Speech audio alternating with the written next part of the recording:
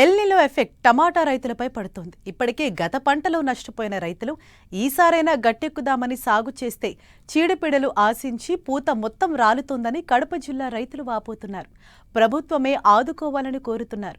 అయితే ప్రస్తుత పరిస్థితుల్లో పంటను కాపాడుకునేందుకు ఎలాంటి యాజమాన్య పద్ధతులు చేపట్టాలో ఇప్పుడు చూద్దాం.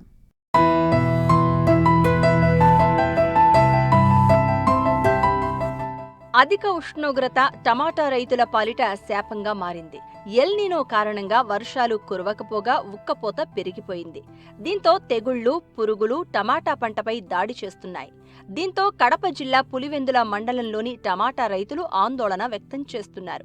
అసలే గత పంటలో తీవ్రంగా నష్టాలు చవిచూసిన రైతులు ఈ పంటతోనైనా ఆ నష్టాన్ని పూడ్చుకుందామనుకున్నా చీడపీడలు తీవ్ర ఇబ్బందులకు గురిచేస్తున్నాయి. పూత మొత్తం రాలిపోతుందని ఆవేదన వ్యక్తం చేస్తున్నారు. అయితే వివిధ దశల్లో ఉన్న పంటను కాపాడుకునేందుకు కొన్ని యాజమాన్య పద్ధతులు పాటించాలని రైతులకు సూచిస్తున్నారు పులివెందుల ఉద్యాన అధికారి దీప.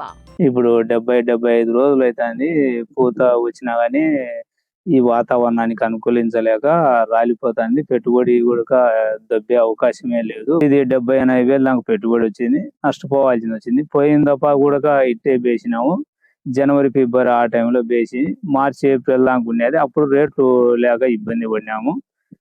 అదే ఇబ్బంది పడినామని మళ్ళీ ఇప్పుడు పెడితే దీనికి 70-80 వేలు దాకా ఖర్చు వచ్చింది ఎకరాకు. ఇప్పుడు పంట పండలేకపోయింది, వర్షం అనుకూలించలేక. మాకు ప్రభుత్వం ఏదన్నా ఆర్థిక సాయం చేయాల్సిందిగా కోరుతున్నాం. దాదాపు పులివెందుల నియోజకవర్గంలో వచ్చేసి 2,000 ఎకరాల్లో టమాటా పంట సాగు చేస్తున్నారు.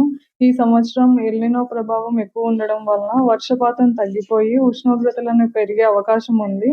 కాబట్టి రైతులందరూ తీసుకోవాల్సిన జాగ్రత్తలు ఏంటంటే ఫ్లడ్ ఇరిగేషన్ అనేది ఆపేసి డ్రిప్ ఇరిగేషన్ అనేది ఫాలో అవ్వాలి. దీనివల్ల వాటర్ సేవ్ అవుతుంది. మొక్కకి కరెక్ట్ టైంలో వాటర్ అనేది ఇంటేక్ అనేది తీసుకుంటుంది.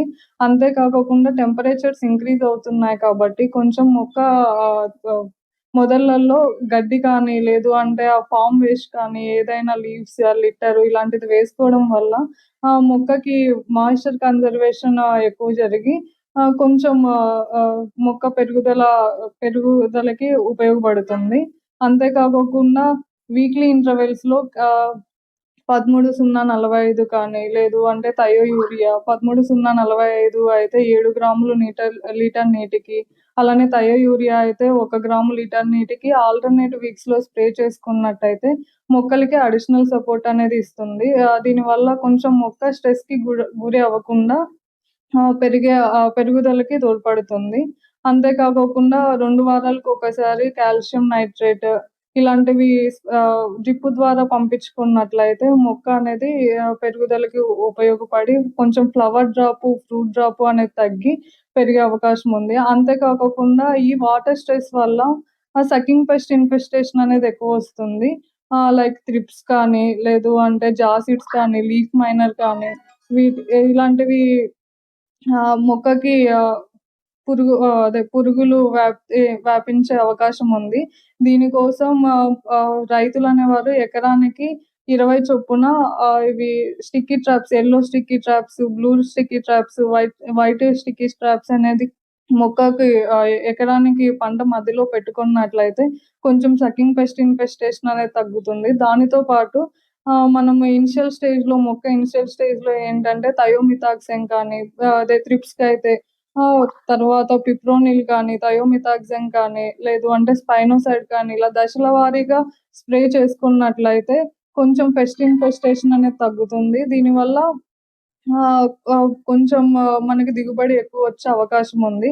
ప్రభుత్వం ద్వారా మేము రైతు సేవా కేంద్రాలలో అన్నిట్లోనూ ఇలా ఏ మెజర్స్ తీసుకోవాలి, ఏం చేయాలి అనేది సచివాలయం సిబ్బంది ద్వారా మీకు రైతులందరికీ తెలియజేస్తున్నాము. అంతేకాకుండా వాటర్ కన్జర్వేషన్ కోసం ఉద్యాన శాఖ ద్వారా ఫామ్ పాండ్స్ అనేటివి 20x20x3 మీటర్ల పొడవు, వెడల్పు, లోతుతో 90,000 సబ్సిడీతో మేము ప్రొవైడ్ చేస్తున్నాము. అలానే ఒక 10 మంది రైతులు కలిపి ఫామ్ పాండ్స్ ని కమ్యూనిటీ ఫామ్ పాండ్ ని కట్టుకోవటానికి కూడా 100x100x3 మీటర్ల పొడవుతో 18 లక్షల సబ్సిడీతో మేము ప్రొవైడ్ చేస్తున్నామండి.